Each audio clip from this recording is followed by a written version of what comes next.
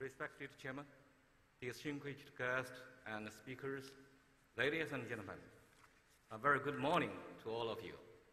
It's my great honor to have a chance to exchange my personal understanding on the international campaign against violent extremism.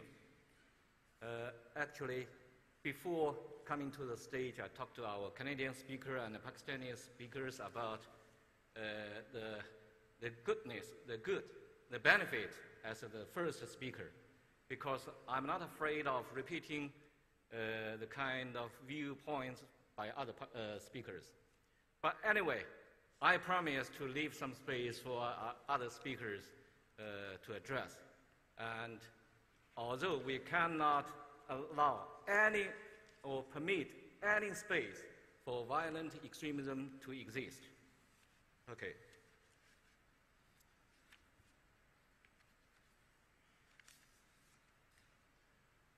Actually, as put it in the plan of the plan of action to prevent violent extremism, a report by Secretary General of the UN Security Council, Mr. Ban Ki-moon. Violent extremism is an affront to the purpose and principles of the United Nations. It undermines peace and stability and security, human rights, and sustainable development. No country or region is immune from its impact. Actually, since entering the 21st century, international terrorism and violent extremism have gone rampant, seriously endangering human beings and social order, posing threats to international peace and stability, and thus becoming a common enemy of the international society. Enhancing international cooperation against violent extremism is the appeal of our times and an important way to maintain international peace and stability. With that, let me come to the first part of my presentation. Main features in global violent extremism. Extremism is neither a phenomenon that is peculiar to a certain religion or a certain country, nor one that only occurs to contemporary world. Violent extremism is closely associated with terrorism. It is somewhat difficult to draw a demarcation line between terrorism and extremism. Some international observers believe that violent extremism certainly runs into the realm of terrorism, while extremism may not. In the past decade, extremism has been going more and more violent so as to attain its political demands and featuring following aspects. First, repellent in objective. Violent extremism repels all other civilizations and religious beliefs and cannot tolerate the existence of other civilizations and religions. It even repels homogeneous culture or beliefs just because of slight differences in perception. It exists not only in ideology, but also in action. More important, extremism cannot accept the coexistence with other cultures or beliefs and will try its utmost to ostracize other cultures or beliefs from the space it exists. Second, expansionary in development. Extremism is not extreme individualism, but has got a strong impulse to spread its convictions worldwide. Taking ISIS as an example, the ideology it represents is not confined to a certain sovereign state in modern sense. As a matter of fact, it goes global or intends to dominate the whole world through its ideology. Such an impulse is seen by its believers as one to liberate the whole human being. This explains the main reasons behind worldwide expansion of some violent extremist groups. Third, random choice of targets and means.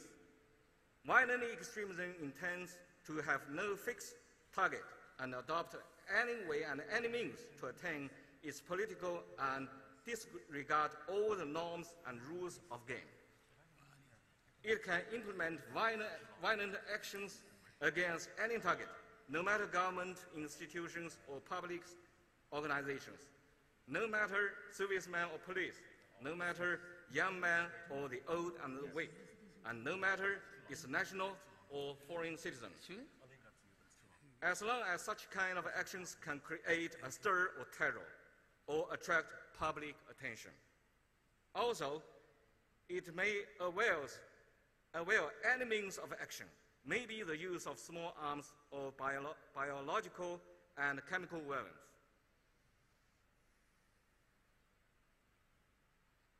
May creating atmosphere of terror through explosion, maybe just lacing public gathering with trucks or cars, or maybe just hijacking. Fourth, correlative in action. Information technology, especially the development of internet, has improved the quality of life by providing rapid and convenient means and platforms of interactions and communication.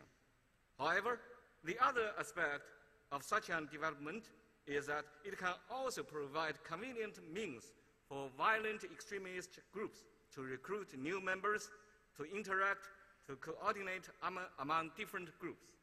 In fact, such platforms like Facebook and Twitter have served as the main vehicle for violent extremist or terrorist groups such as ISIS and Al-Qaeda to expand, coordinate, and spread their extremist ideology. Fifth, uncompromisable imposition. Violent extremism is firm in their belief of the absolute correctness of their ideology and cannot tolerate any adjustment, leaving no space for political compromise. They will not allow any change in position and behavior, and will not allow any deviation, lowering, or change in their objectives. They tend to believe that the opponent to their ideology is certainly evil, to whom no compromise can be made. Now, let me come to the second part of my presentation, challenges and obstacles in countering violent extremism. The international society has made relentless efforts in containing the spread of violent extremism. Countries in the world have implemented individually or jointly actions.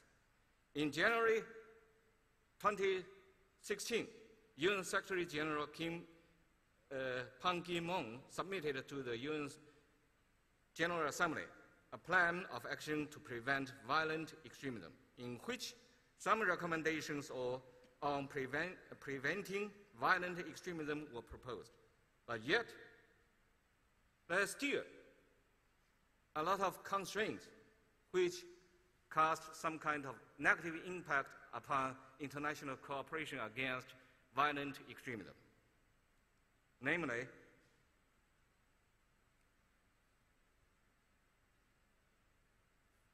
complicating routes. There are various kinds of causes for the emergence of violent extremism, involving political factors, economic factors, religious factors, or cultural factors. Some violent extremism emerge due to domestic issues, while others may occur due to international political and security background. Complicating causes make it difficult to come up with a single solution. There is no ready remedy for all, and there is no single solution that is applicable to all kinds of violent extremism. Second, difficult definition. in defining or understanding. As put it in the plan of action to prevent violent extremism. Violent extremism is a diverse phenomenon without a clear definition. It is neither new or exclusively to any region, nationality, or system of belief. Up to now, there is no widely accepted definition for violent extremism. Different countries have different understanding or interpretation of the phenomenon, due to which it is very difficult for the international society to come up with a unified will and effort.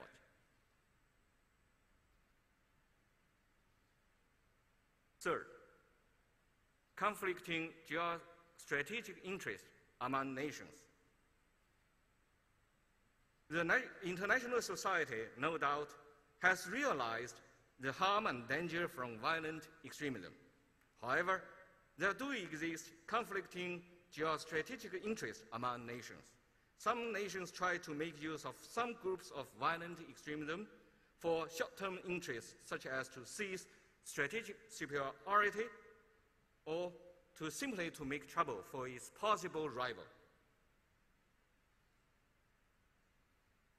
Fourth, double standards. Some countries have been adopting double standards in dealing with violent extremism for narrow national interests, resulting in international confrontation. They call for other countries to enhance cooperation against the extremist groups that pose threats to their national security, while neglecting or even shield the ones that pose threats to other countries. Such kind of practice of double standard will certainly weaken the collective will to join hands in the fight against violent extremism. With that, let me come to the third part of my presentation. China and the international cooperation against violent extremism. As compared to other regions in the world,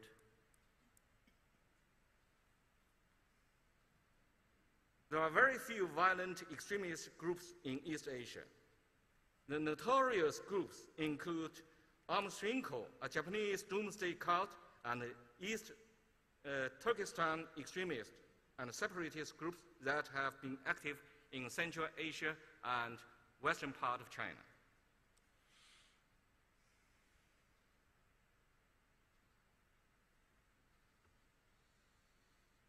Armed Shrinko is a Japanese doomsday cult founded by Shoko Ashihara in 1984.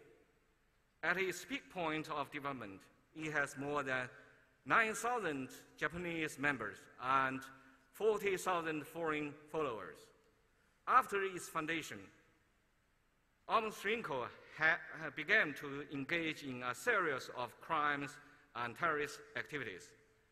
Especially on 20th March 1995, armed members released sarin in a coordinated attack on 5 trains in Tokyo subway system, killing 13 people and seriously injuring 54 and affecting more than 900 people.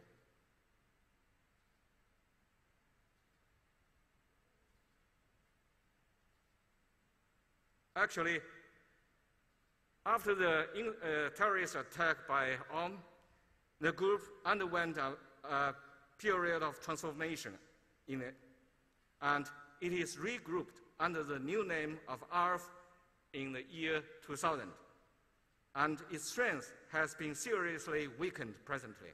As of the year 2013, its member is around 1,600.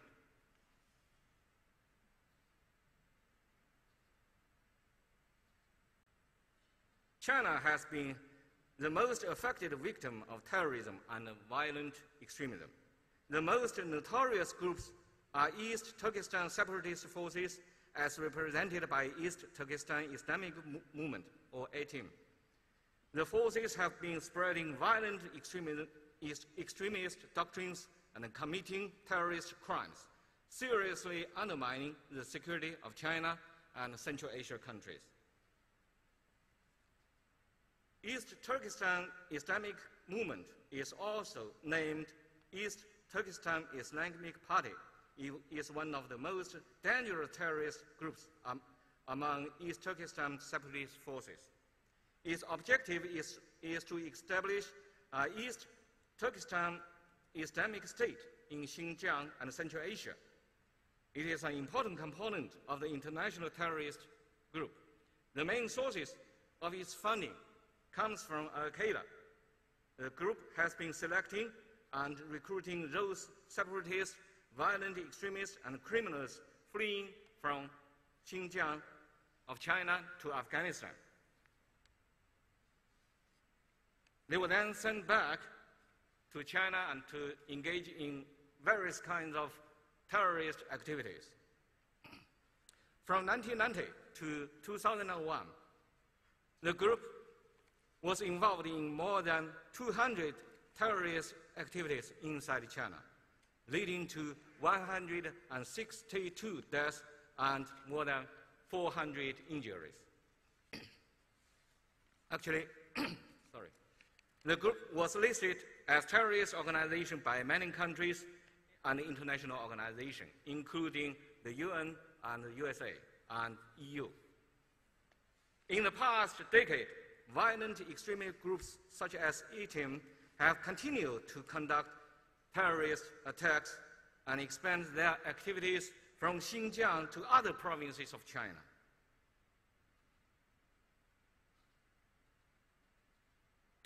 On July 5, 2009, terrorist attacks were launched in Urumqi, the capital city of Xinjiang, in which nearly 200 innocent people were killed and more than 1,700 injured. On June 26 of 2013, terrorist attacks occurred in Shanshan County, Xinjiang, resulting in 26 deaths. And on March 1, 2014, terrorists killed 28 and injured more than 100 innocent people in Kunming railway station, Yunnan province. On May 22, 2014, an explosion occurred in a market in Urumqi, leading to more than 30 people killed and more than 100 injured. Facing with serious threats from violent extremism, China has been engaging in relevant international cooperation aside from the active responses and countering measures on its own.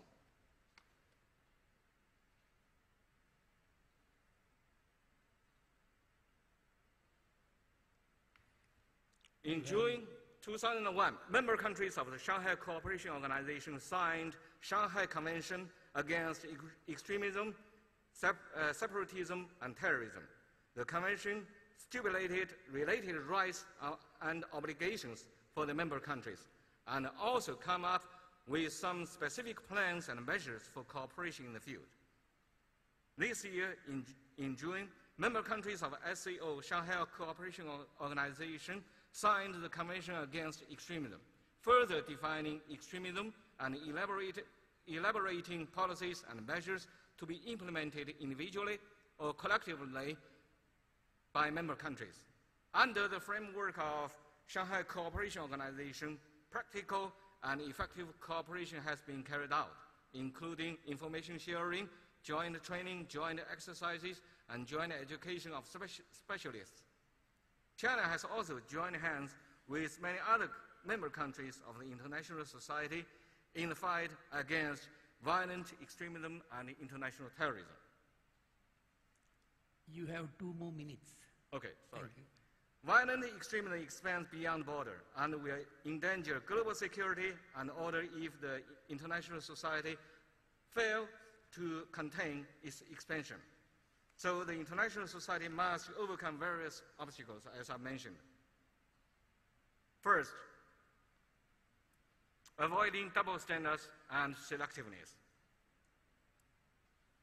Second, prevention first and seeking both temporary and permanent solution. Actually, military solution is just one important component of the solution, but a kind of comprehensive governance must be adopted.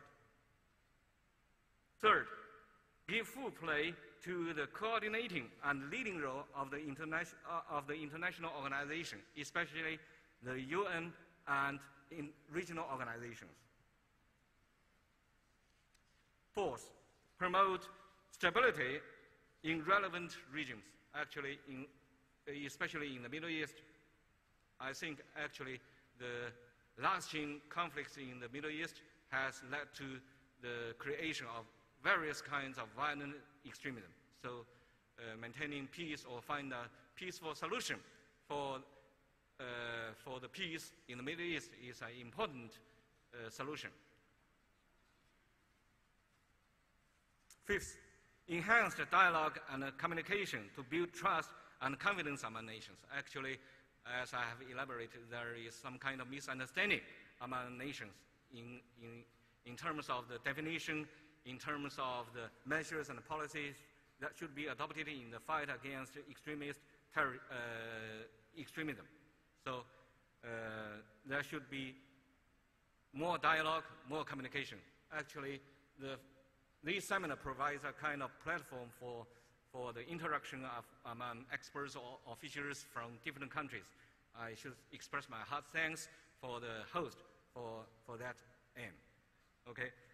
Finally, let me conclude by quoting a phrase from Mao Zedong. He said, "The future will be bright, and the road to the future will zigzag. It will be the same with the process of international efforts against violent extremism. The future of international peace and stability will come after painstaking efforts to overcome various difficulties and obstacles." Thank you.